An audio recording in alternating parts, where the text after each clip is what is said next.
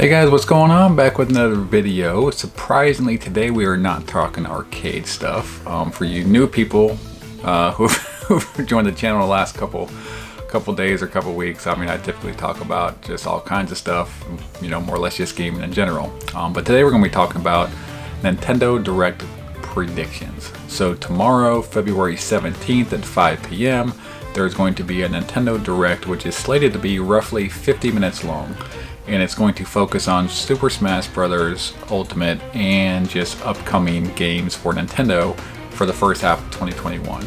So I'm going to talk a little bit today just about what I think we will see in the video. More than likely I'll do a video afterwards, or I may save the follow-up for that next for this weekend's video, but we'll see. I may do a special video afterwards or sometime tomorrow to recap.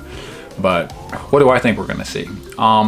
As far as Smash Brothers, I want to make sure that before I get started, I've consulted with my resident Nintendo and Zelda specialist before this by the name of Wilshon, so I have to credit him for a lot of this. We've consulted.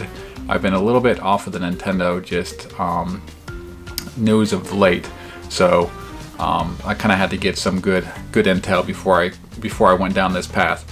But as far as a Smash character, I think there's probably going to be a new Smash character, and what would probably make the most sense would be Crash Bandicoot. Being that next month, March 12th, there is going to be the Crash Bandicoot 4. It's about time it's actually getting its port to the Nintendo Switch. So probably will be something out of left field, but that would be probably a good thing to do, would be Crash Bandicoot. So don't be surprised if we see that. But let me know who you think we're going to get for Super Smash Ultimate, or who you'd like to get. Next up, I think we're going to get obviously probably some gameplay of Crash Bandicoot 4. It's about time. Obviously that game's been out since I think October on the PS4, but I'm sure that Nintendo's going to give us some sort of gameplay, just trying to hype up and sell that as well. Another thing that I believe we're going to get probably just more is that I wouldn't be surprised if we get some extended gameplay on the Monster Hunter Rise. That's the game I'm looking forward to most probably this year. Definitely the first half of the year from Nintendo is the Monster Hunter Rise. You guys know I'm a big fan of that, of just Monster Hunter in general. They've done some, you know, just separate just mini directs, or just Capcom I think has done some separate just gameplay and videos and stuff like that. They put out the demo, but I still think that that's going to be a game that they're going to spend quite a bit. If they got 50 minutes, I assume they're going to spend still quite an amount of time on that, trying to hype it up and just, you know, get people excited for it, and that is actually looking really good, and I'm personally excited a lot for that, so I would expect to see that. No More Heroes 3, we know that was actually supposed to launch late 2020, and then they ended up having to back it up, and it's going to be a 2021 release date now. So I recently played through the original No More Heroes, because they ported the No More Heroes and No More Heroes 2 to the Nintendo Switch, which I would definitely highly suggest checking those out. Those are a lot of fun. But I think we're going to see No More Heroes 3. I don't know if we've seen official gameplay. I know that there was the one where Suda51 was teasing gameplay, where he was kind of like just talking about the game, and he had the gameplay behind him, but I don't know if we've seen official gameplay. So I think, number one, we're definitely going to get gameplay, and number two, I think we will probably get a solid release date, because I think that's got to be coming up in the first half of 2021. Unless they got serious problems, well, that's the whole nother issue. But I think we'll definitely get gameplay of that. Other than that, it's February 21st is the 35th anniversary of Zelda, so I know this year is going to be huge for Zelda. How much we're going to get tomorrow about Zelda stuff, I'm not sure. So I think they have the Breath of the Wild 2, the release date is slated for October 15th, so that's going to be a second half of the year release. I'll be surprised if we get much more than, like, we make it a teaser trailer of gameplay, but I wouldn't expect to get too much on Breath of the Wild. I feel like they're going to save that for more or less like E3 time. I feel like E3 will be focusing a lot on Breath of the Wild too. But so there could be a little bit there, but I wouldn't expect too much there. I think there's a good chance that we're going to get just some other offshoots or ports just that are Zelda related.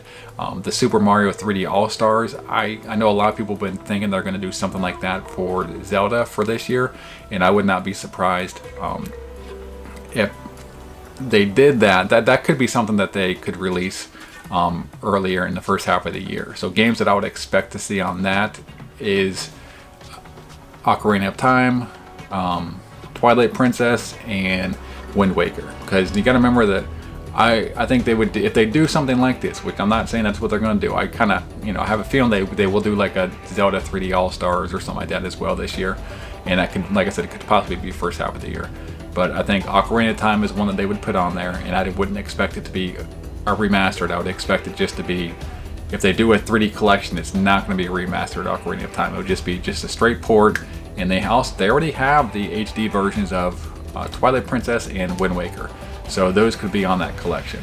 Now on the flip side, if they don't do a 3D collection, I think we're definitely going to get like a Twilight Princess or just Wind Waker, those HD versions ported over. And I don't think, you know, they're already HD versions, so they're not going to do remasters or anything like that. I think those would just get straight ports. So all this stuff could be like first half of the year, and they can kind of save the second half of the year maybe for Breath of the Wild. But they may save it all for you know, the Christmas season and fall. But I think it would be nice if we got some sort of Zelda love this first half of the year.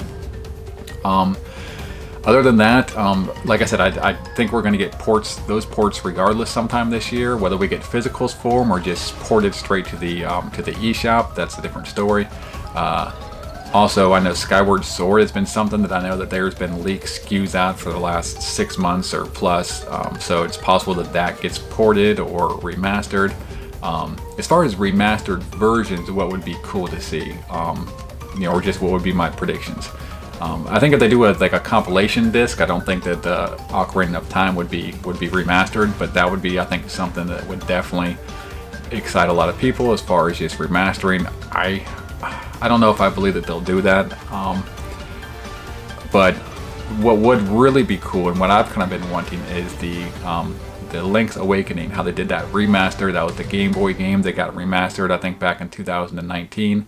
And I played through that, I think, last year. I really liked that, just what they did with that game, and I would love to see that treatment with something. And that would be, I think, the coolest thing for me would be to see some kind of that treatment done on an older Zelda game. So if they did, imagine they did that treatment on like the original The Legend of Zelda, that would be fantastic.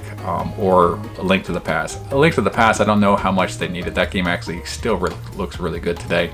But if they did it on the original Legend of Zelda, A Link to the Past, or Ocarina of Time, I think any of those would just freaking, people would be flipping out, and that would be awesome to see.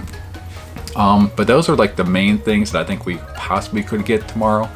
Obviously, we've been waiting on Bayonetta 3 for a long time, Metroid Prime for a long time. These are maybes that are long shots that I think we all want to get news on or updates on, or really, you know, just gameplay of, something like that. Any of that would be fantastic to get tomorrow.